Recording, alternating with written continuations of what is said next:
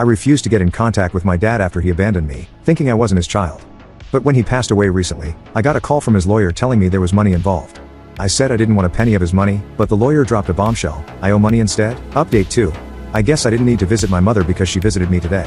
I don't even know where to start right now, because now that I finally know the truth, it's all even more confusing to me in my head because I just can't imagine that my mother would keep such a huge secret from me for so many years. She insisted it was none of my business, but even then, it's just so crazy that I can't even think of her as the same person anymore. So, she visited me today, almost 2 weeks after our fight, and she was apologetic.